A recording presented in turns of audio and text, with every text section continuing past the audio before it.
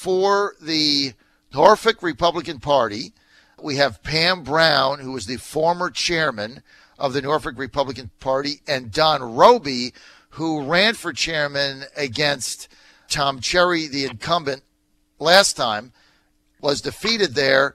Let's start with Pam, because I know, Pam, you're limited on time. What the hell happened on Saturday? Well, for historical purposes, just to let you know, it's never been done this way. We've never been asked to call into a special or come to a special meeting at 7:45 a.m. on a Saturday morning to discuss and approve a mass meeting call. That's never happened. I've been a member of the party for now 18 years. It's never been done that way. It's always been done at a regular committee meeting. Okay, so that in and of itself, and there's no agenda. He fulfilled the 7-day, notice to call the meeting, but there's no agenda, and there was no meeting minutes taken. In fact, the secretary showed up for the first time in 9 months, but I saw no notes being taken at all.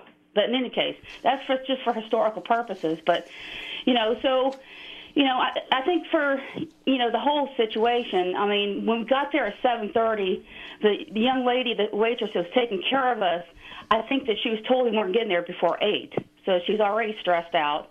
Okay, so we're all starting to slow down at 7:30 because we're supposed to start discussing this at 7:45.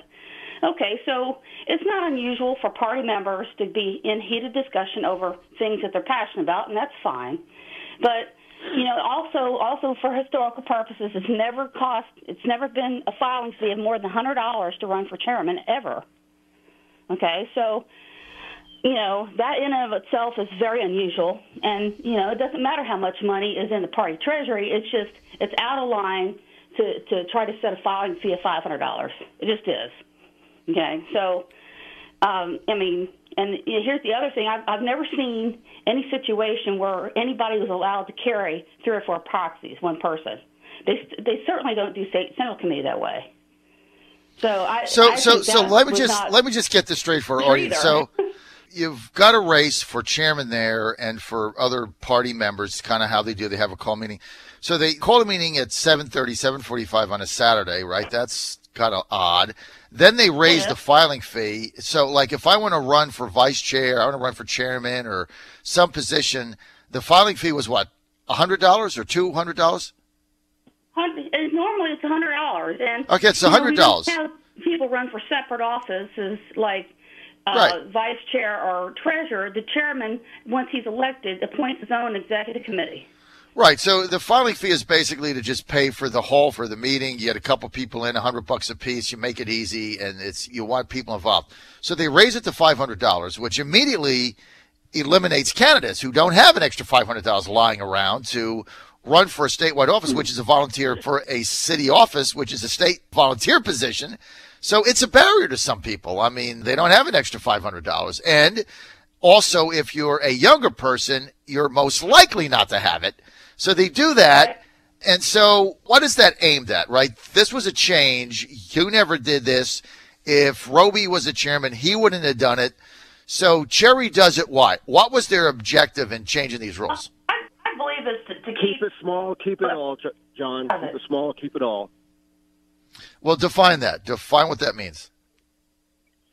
What that means is right now at this point in time, Chairman Cherry serves in the position of a title only, not in the position of leadership.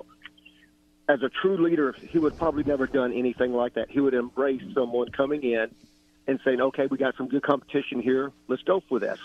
Even though he's not running again, he's backing another gentleman. He wouldn't put up those type of barriers. But in order for him to stay in some type of titleship instead of leadership, this is the type of tactics that he utilizes. But he's out. He's not running for re-election, right? So he's out. He's not. So can we say, because he's got so many people against him now due to his style of leadership? Is it fair to say that Tom Cherry initiated these changes in the rules, have an early meeting, increase the filing fee 500%, which is unheard of for this type of a situation?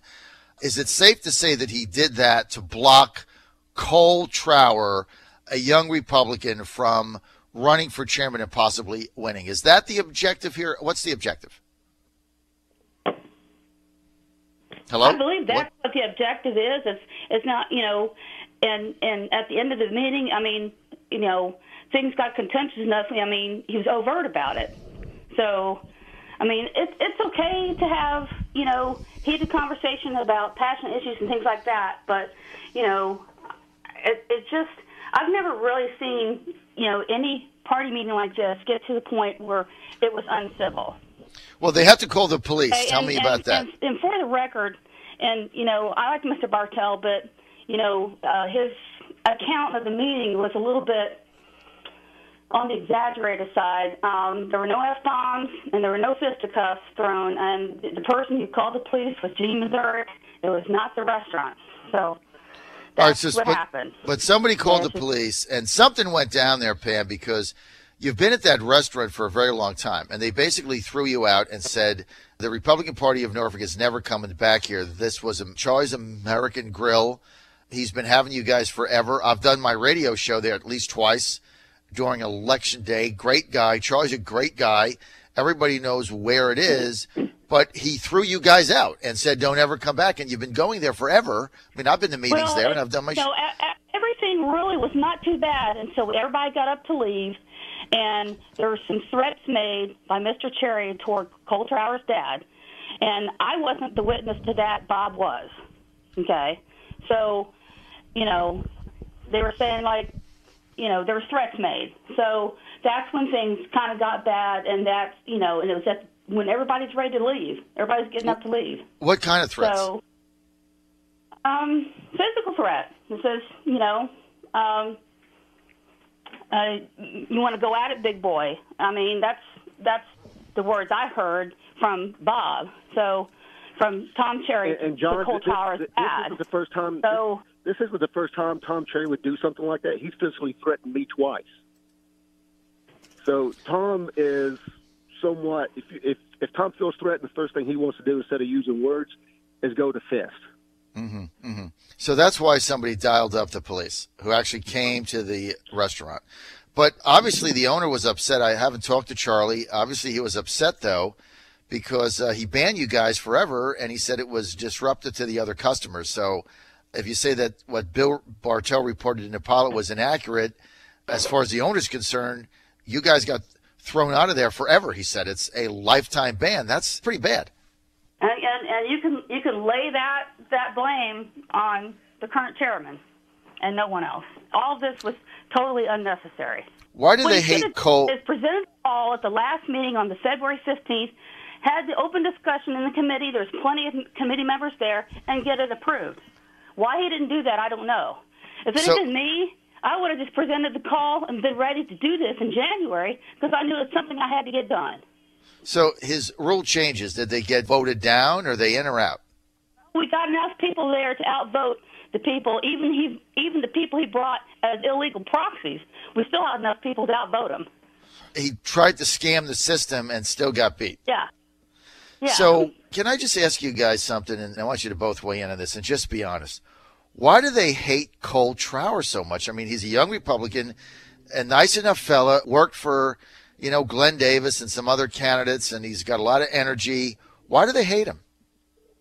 I don't know. Because, John, what they'll do, what's going to happen here is Cole's going to get in, take the bull by the horns, and create some type of momentum, some type of synergy within the organization of Norfolk.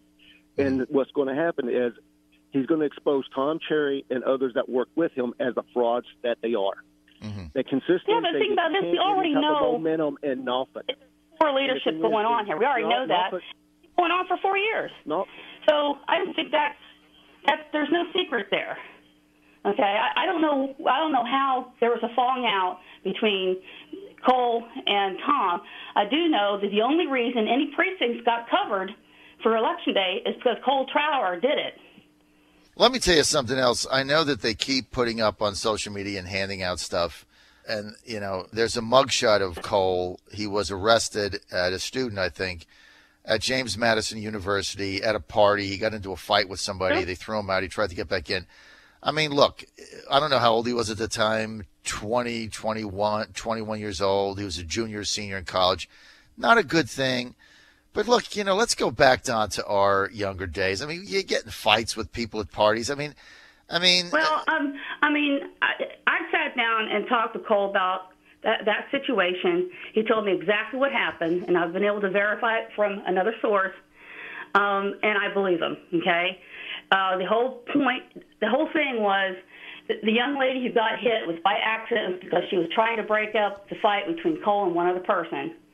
And yes, they were drunk. It was a Halloween party. He was trying to go back in.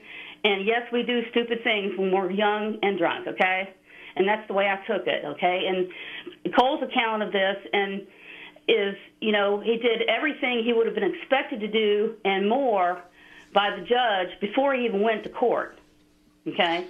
Right, so community service, all those things. So you're 21 years old, and you screw up. You get, drunk. You're over the age, right? So there's no drinking a minor. He's 21 years old.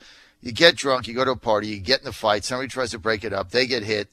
Cops come. You get picked up. Mugshot. You go do community service. It goes on your record. I mean, it's part of life. But, I mean, this to me is not a disqualifier for the remainder of your life, right? I mean, you got in a fight at 21 years old. Don, are you going to tell me that who never got in a fight at 21 with somebody? Come on, right? Oh, we all God. did. I can't count how many times. Luckily, I did. I don't know how many times I got in just stupid stuff at 20. God, I played baseball and, fighting somebody on the other team. I mean, we went and before they got in the bus and we had a brawl. I mean, the kids do stupid things, okay? So, cops were not there, so there's no mugshots. You do dumb things at 21 years old. That's what 21 years old do. And not everybody is perfect.